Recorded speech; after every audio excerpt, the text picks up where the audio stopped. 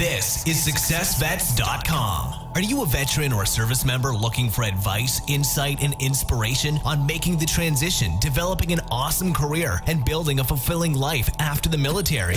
Learn from others who have done just that. For veterans, by veterans, with your host, Byron Chen.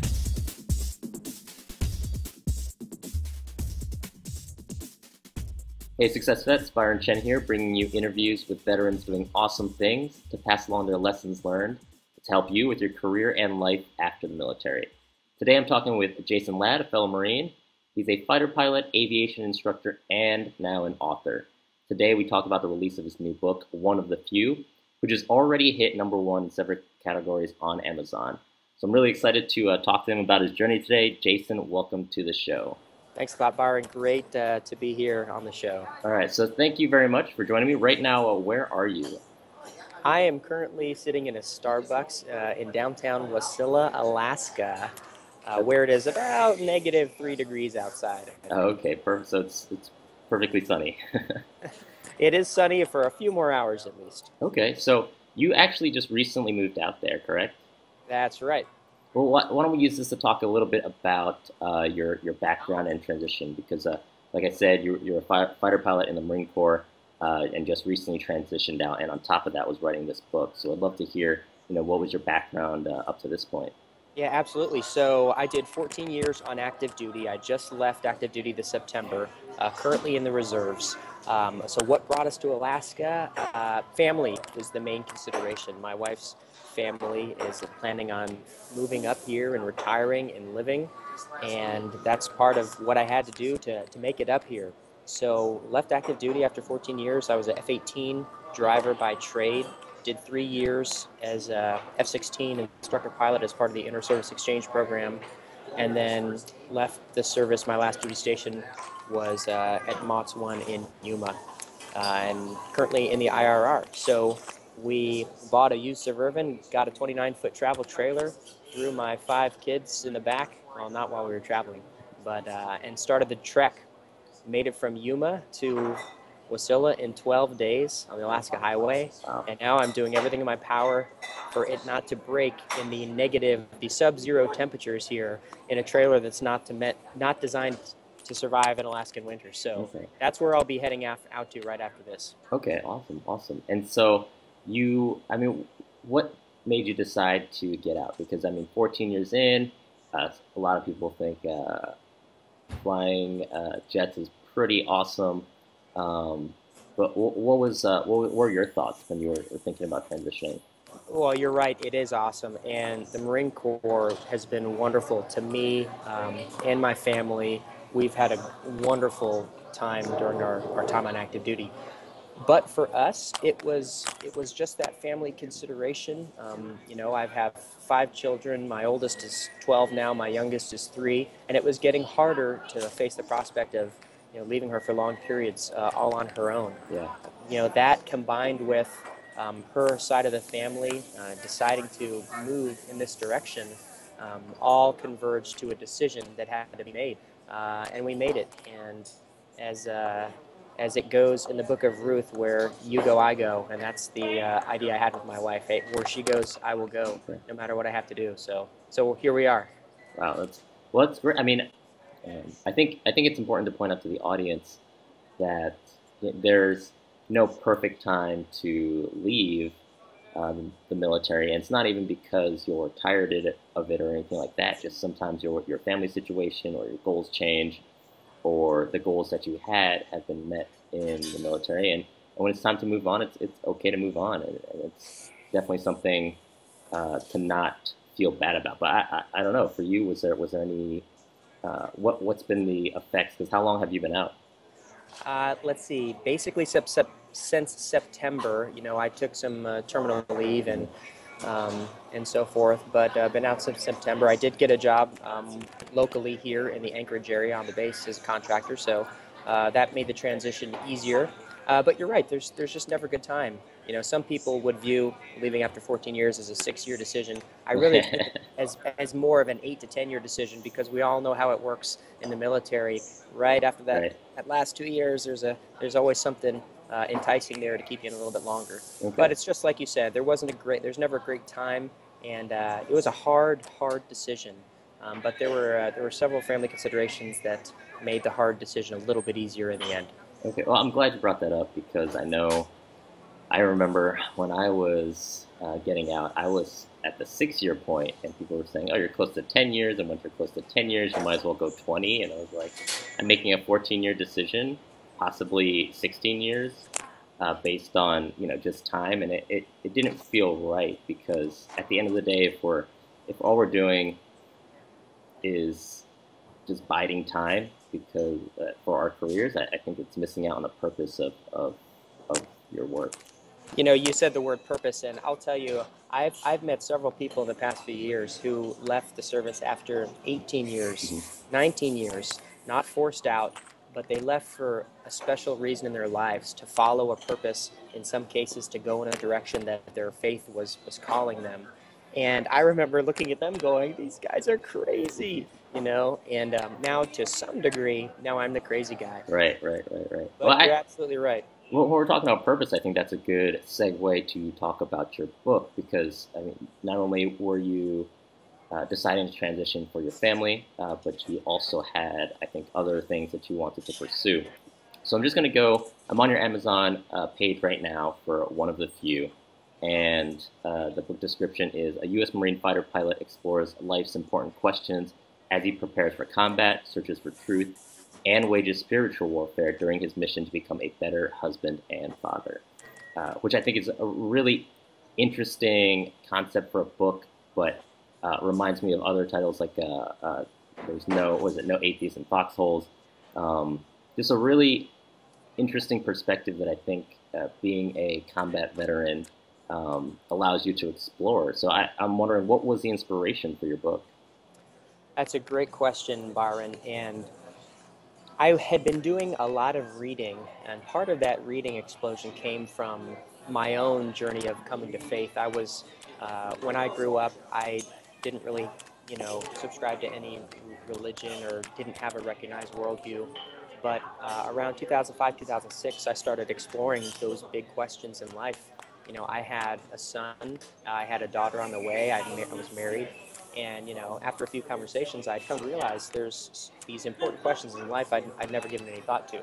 Long story short, I started, exploring this Christian faith, this worldview. My wife happened to be a Christian, and I started believing that there was a lot of truth in what these people had to say and what this book had to say, the Bible. Long story short, so I started reading a lot of books about Christianity and atheism. I wanted to read both sides, and follow the truth wherever it led. And for me, that led to believing that Christianity is true. And there's a part of that called apologetics, which is the study of learning how to give a defense, a good explanation for why you believe what you believe. It's a fascinating field that covers a whole breadth of topics, from archaeology to astronomy to microbiology to philosophy, and I found it very interesting, and I was reading a lot about it. At some point, I think I just needed an outlet. I needed to now start spitting something out, my thoughts, and so I decided I wanted to write down kind of my story of how I came to faith for my children, just my family, so that it would be preserved, so that they could read it one day. So I started what I like to call a writing project, which is interesting for a guy like me who never liked writing. I was horrible at English. I was never excited about papers in college. And here I am deciding to start a writing project, like on my own. Yeah. Well, shortly after beginning that, I started to see that maybe my story could help others, because everyone has a story. And everyone's story probably has a way to help others in a similar situation. And that's when I got the idea, well, maybe this could be something bigger. Maybe this could be a book. And when I had that kind of epiphany, that's when I started trying to learn, well, how do you write a book? Yeah. And then that was about 2012 or so. I started that writing project in January. And then a few months later, I started researching how to write a book. And then a few years later, finally we have it now. Okay.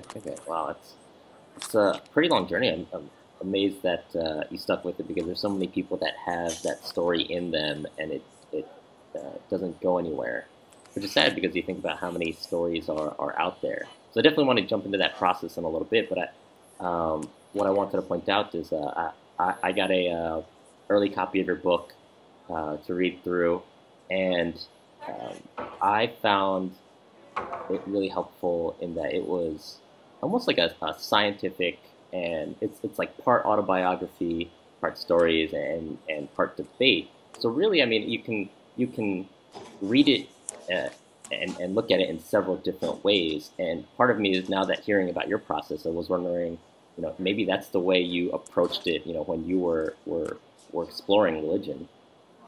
Well, absolutely, and the way you describe the book is a good description, and that's the beauty and the horror of being a self-publisher. You have the freedom to write outside of the box, Yeah. and even though I wasn't doing that intentionally at the beginning, that's really what it became. So now I like to describe the book as story meets apologetics. Okay.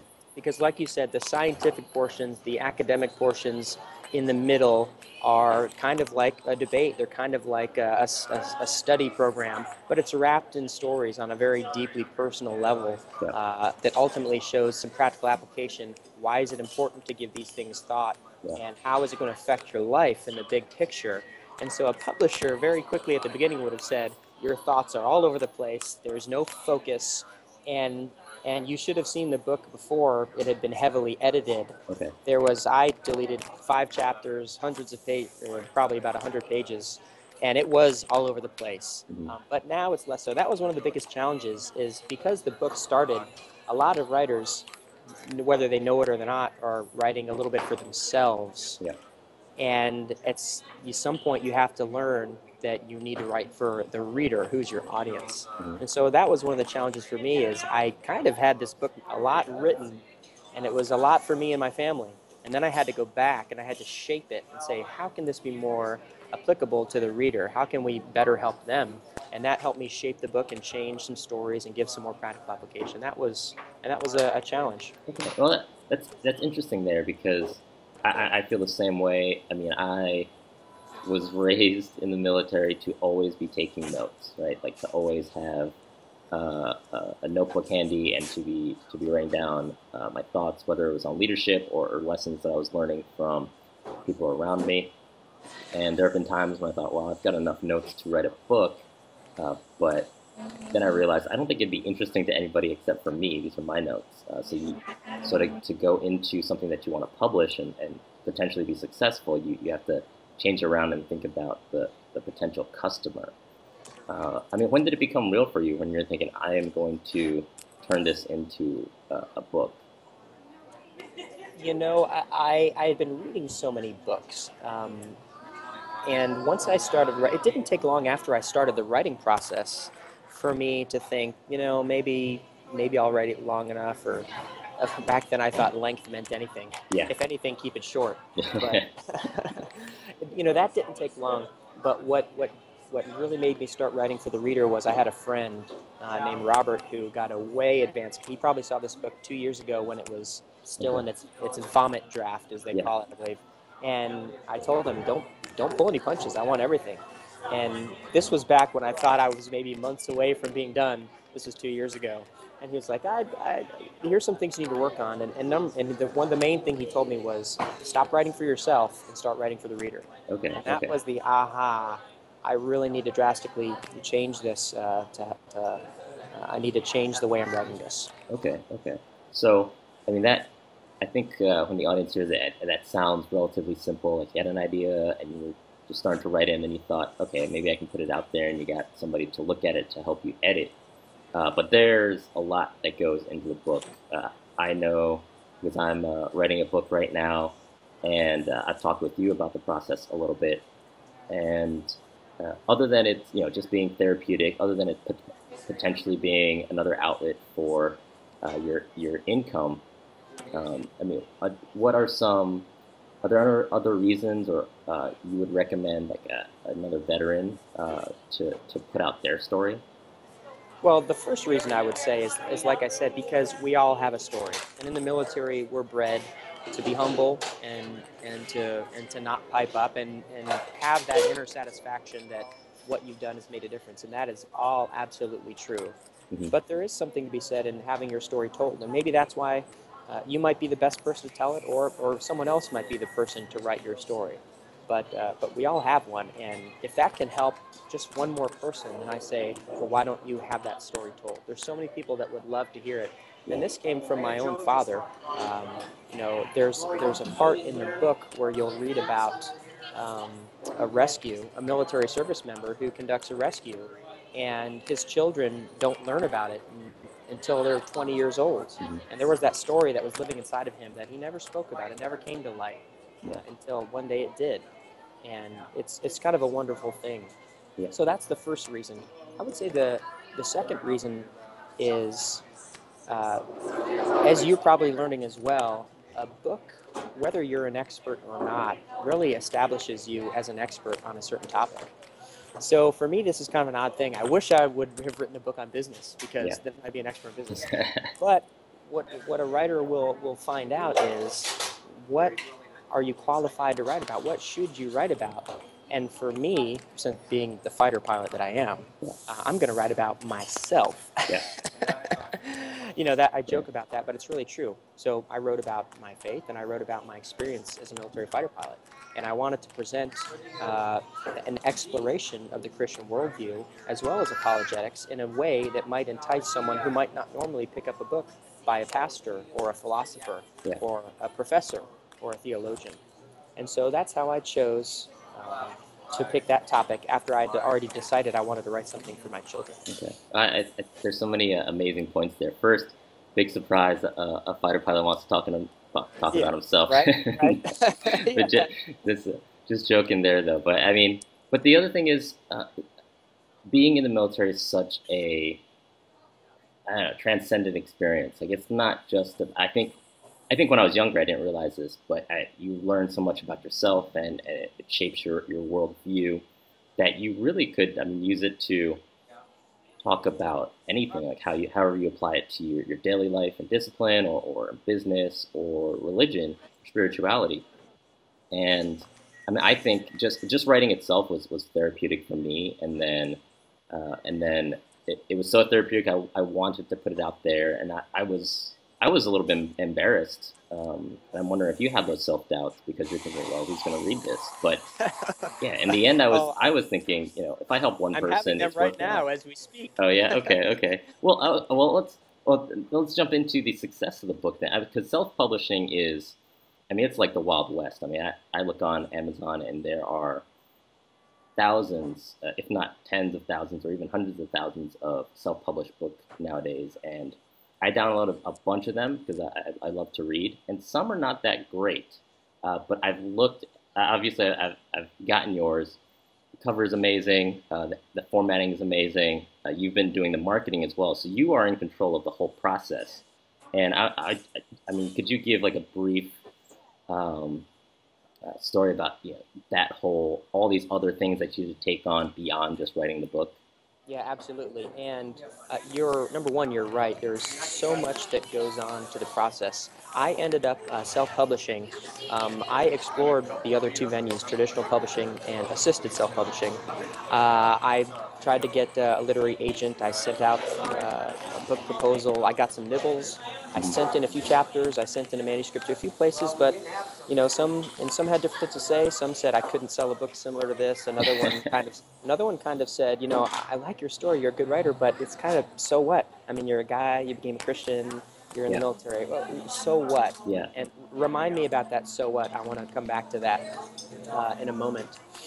Uh, then I looked at assisted self-publishing, where you can pay money for a company to do a lot of those logistics, creating the cover, creating the interior design, and then you usually retain the rights. Or you can go with self-publishing, where you do everything. Yeah. You outsource like a contractor for your own book, and that's what I went with. Partly because I had already come so far that it just didn't make sense to do the assisted self-publishing. But there's a lot that goes into it. we were talking about the marketing. Oh, here's what I wanted to say. It depends on what your goal for the book is. Some authors just have a book on their bucket list. Yep. They want a physical book on a shelf, and that's good enough for them. And that's wonderful. If that's your goal, you can get that done. It's very easy to get that done. But what you'll learn from people that are entrepreneurs or or want to make it a larger vision, a book is a business. At least it can become a business if you look at it that way. And even though my goal for this book was not business, it was reach. I want the message to go forward. Yeah. This process of writing the book allowed me to create my book publishing company, Boone Shepherd, which I created an LLC, and I'll be publishing under the Boone Shepherd imprint for my future books. If I do want to put something out that will help bring in income, maybe transition to all full-time writing one day. So, but to do that, you can't do it alone. I invested time and some money into people and products that would teach me how to take a book and turn it into something bigger, make it do well, and turn it, especially if you're going to self-publish. People like Michael Hyatt, who, when I learned I needed a platform and a blog, I learned everything from his products. I participated on launch teams for Michelle Couchette's book, Undone, and Jeff Goins' book, The Art of Work. So I asked to be a part, and they said yes, and I helped share social media, and I watched how they launched a book. And then I became a member of Tom Morka's Publishers Empire, so I could get into that mastermind kind of group of people and learn from the experience of others. So I've learned so much from those kind of people and experiences. They are who have helped me figure out what do I need to do to get the message in the hands of the right people and get my website, on the computers of the right people who might be interested or might need this book. Yeah. There's so many things that I want to pull out there because, well, let's start off with, you deciding to go the self-publishing route, which I think is a very marine sort of thing, because when I was looking at publishing, I considered those routes as well, and I thought, I can do all these things better, I think, right? I can manage it, and in your case, I definitely think you have, because I've never seen anybody in the traditional publishing world use certain internet campaigns or use Twitter to promote their book using tools like HeadTalker or Thunderclap. I definitely don't think anybody would have gotten the messaging right to your audience because a lot of those guys aren't in the military space. And I mean, your cover looks amazing. I'm definitely gonna put it on the show notes page of this podcast because I mean, when I see it, I'm like, okay, I immediately get it. Like this guy, is a Marine, and the title is perfect for it. I mean, so things like that. I mean, that's on the one hand, but on the other, you also know as somebody coming from the military how to build your team and work with others, and to learn how to do a lot of these broad skills that I think other people might have been scared to take on, but you were like, no, I'm gonna learn about it and as best I can and take it on myself. And Tom Morka is a great resource. I've had him on the show. He's another veteran Army officer, and he's published a bunch of books. And he was very helpful for me in the process, and it sounds like he was very helpful for you. And so for people thinking about writing it and trying to figure out who to learn from, there are definitely veterans out there doing things like this. Myself, Jason, Tom, who I'm sure would all love to give our lessons learned like we're doing it in this podcast. Absolutely. But so, I mean, you're learning those skills and you decided to go the self-publishing route. And that pretty much means that you are the boss of this book. So I was wondering for people that are going to be thinking about this, how do you stick to a timeline and set your own deadlines? Because that is something that can be very tough to do with books. Because you spent years on it, and to stick with it, I think requires a lot of discipline and sticking to something that you laid out for yourself. I mean, what was your plan? Yeah, that's a great question. I would say, for me, since it started as a little project, I didn't have a timeline at first. I wasn't a writer when I started writing, really, so I wasn't very good. And it's funny, when I go back to the last chapters of the book and then I'd go through and edit, I'd look at those first few chapters and go, this is horrible. Like, who wrote this? Even in that process, you'll find improvement. So, and for me, it didn't take 3 years to write the whole book, there were some big chunks of time where it just had to sit as a project because I had family commitments, I had work commitments. I was in Virginia Beach retraining in the Hornet for 6 months where there was just time where it would just sit. And at some point, I didn't even know if I was going to come back to it and finish it. You know, I thought at some points I had those doubts would come in and say, why are you even doing this? This isn't supposed to go anywhere. But I'm glad that I did come back to it and got it finished. I would say that when I did pick the timeline, I was about 9 months to a year out when I picked my final launch date. Okay. And then you backwards plan like you know how to do in the military. And there are some tools that you can use that really help.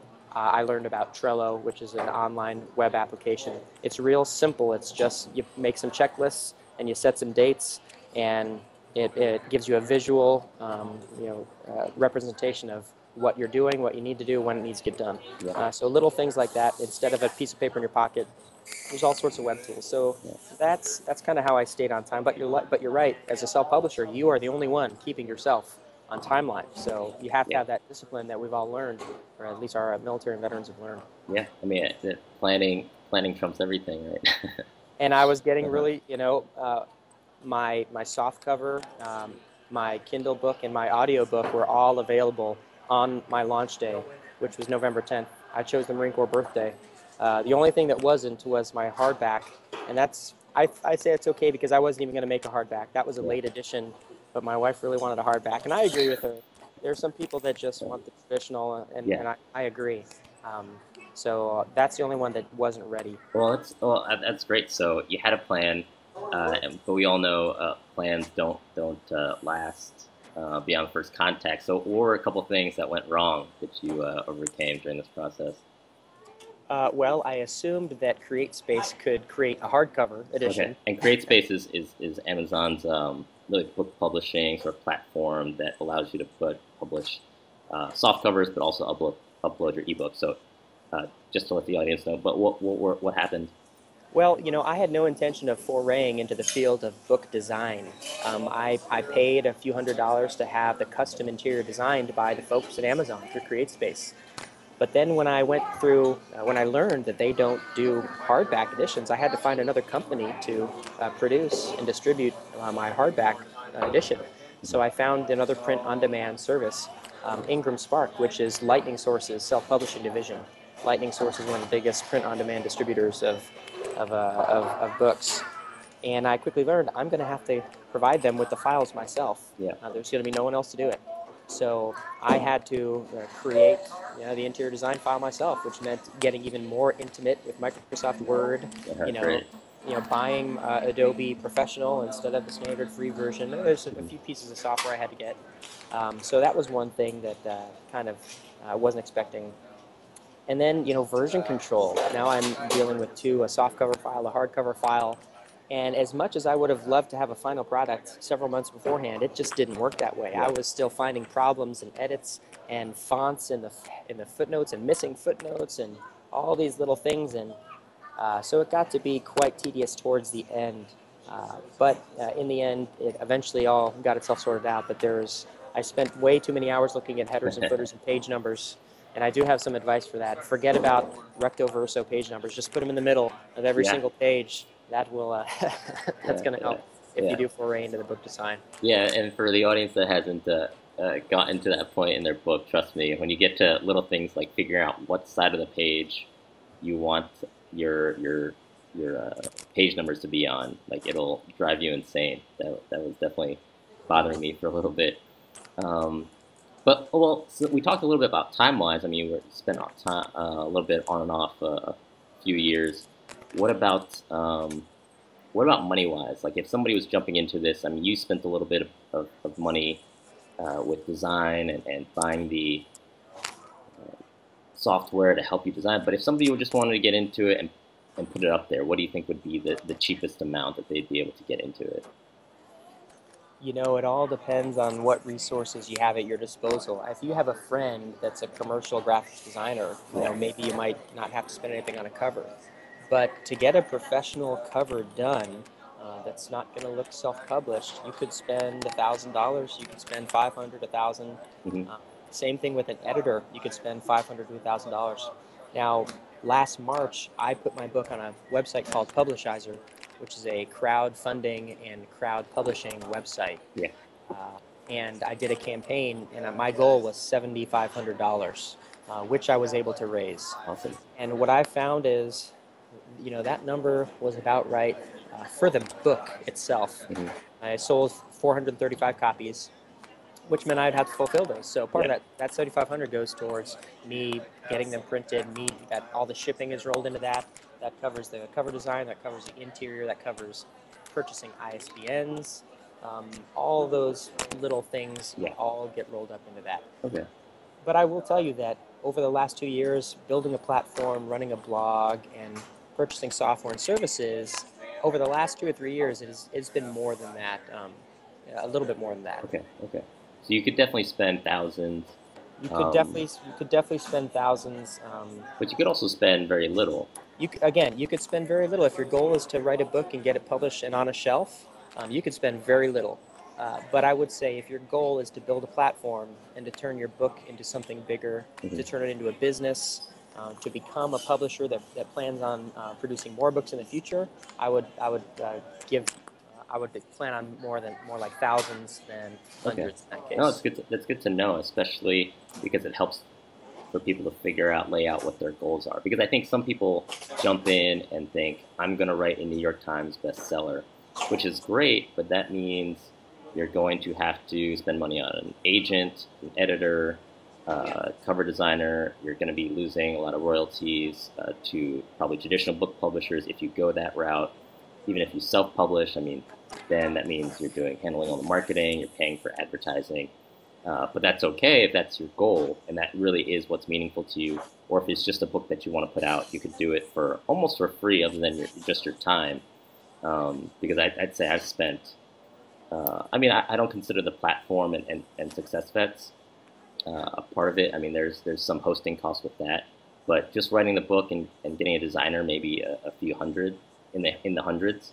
We'll see how far I get into it. But yeah, it becomes a hobby that you kind of just dive right into. Right. So the exciting thing about all this is we just talked about your numbers a little bit before the show, and within the first few days you had 3,000 downloads on Amazon. That puts you in number one in a few different categories, right? Yeah, I was really excited. So I definitely took some steps to try to get the book in front of the right people, and I offered a 3-day promotion where anyone in the world could download the Kindle version for free.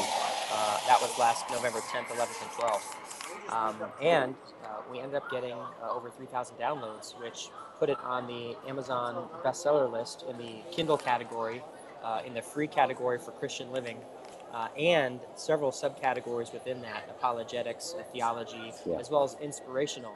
It was all number one by the second day and the third day as well. So that was really neat to see that start. Yeah, that's great. And I think it also shows just how successful a first-time self-publisher can be if they put in the work to learn the process and just put everything into it.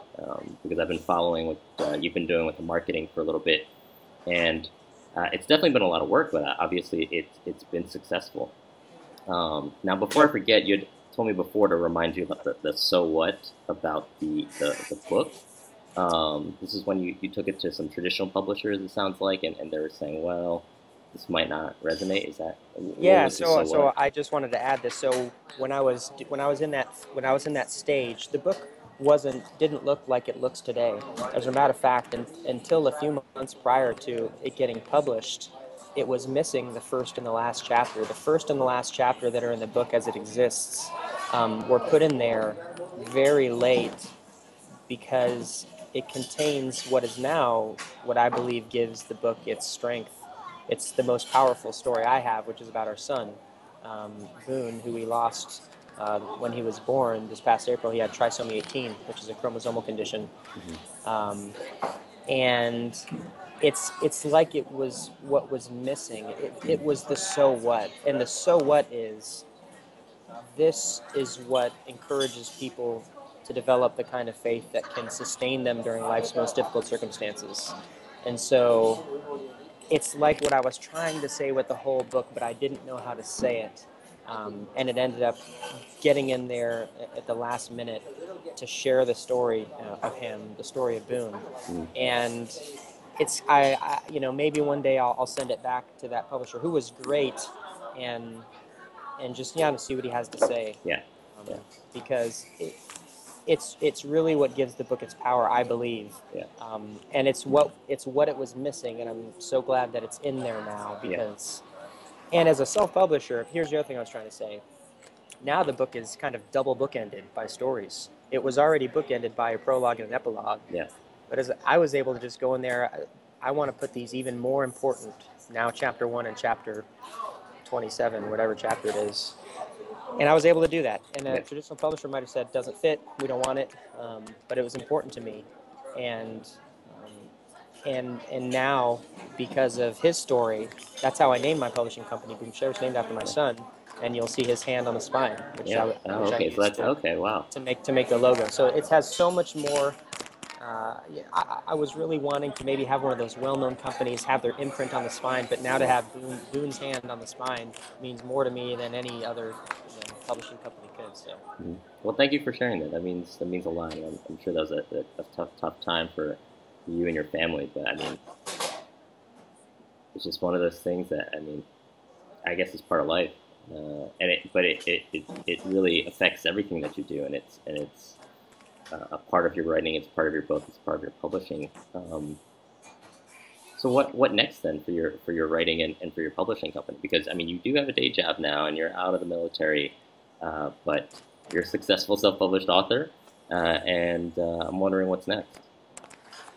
Well, definitely, I want to keep writing, keep the blog up to date. Fight or Faith was the blog that I started originally to build a platform to help with this book I knew. But as soon as I started writing it, I figured out, wow, I really enjoy writing. Posts on, I chose leadership, parenthood, and worldview development for the blog. So I'm going to continue writing for that.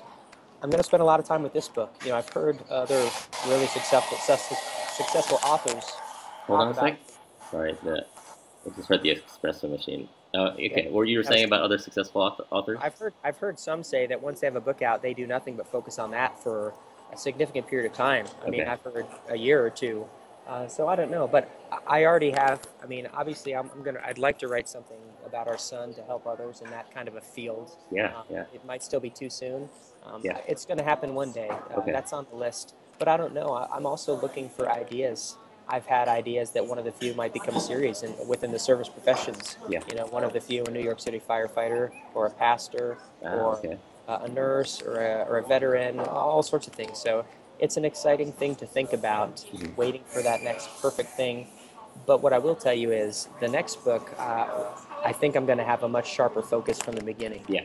I almost like to think of my book right now as a salvage project, a successful salvage project. Right. But I'm excited to begin writing a book, knowing what I know now about how to write for people.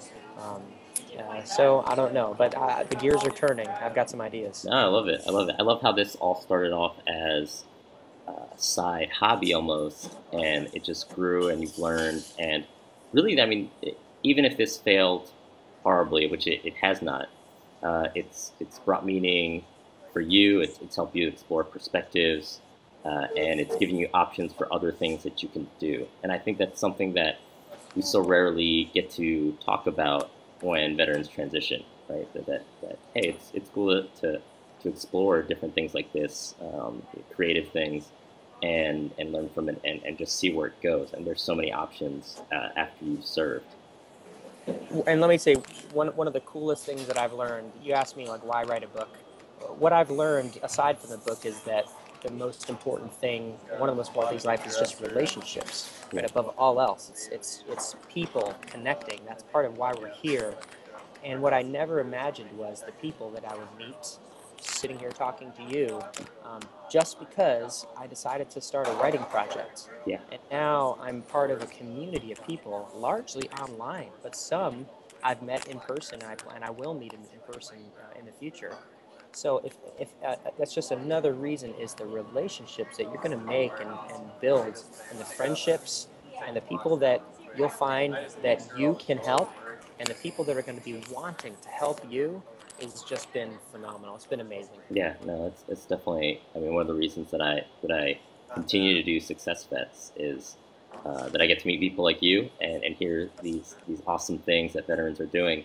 What about for the audience? Any advice then on for them starting from scratch? What they should think about when they're just getting started writing?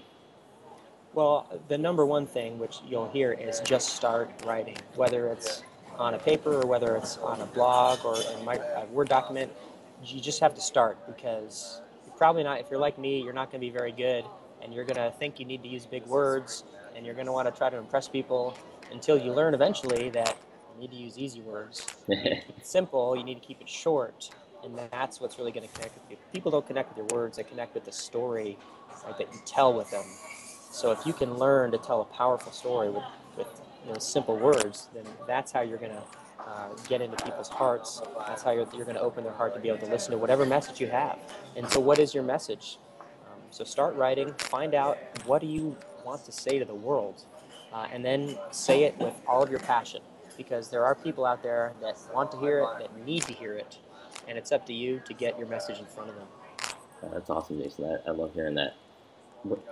I want to be respectful of your time, and I really appreciate you sneaking out to a coffee shop to do this. I know the Wi-Fi situation was a little iffy, so I'm really glad we got this down. The Wi-Fi in my travel trailer in the Alaskan winter is a skosh at best. Yeah. Yeah. Well, I'll just have to go up there and do one in person, because I definitely want to go back to Alaska at some point. I visited when I was in high school. It's a gorgeous area, and yeah, a little bit jealous that you're hanging out there now. To finish up, how can listeners get in touch with you, and any parting words? They can, if they want to get in touch with me, they can go to jasonbladd.com. Mm-hmm. It's just my name. For the book, they can go to oneofthefewbook.com.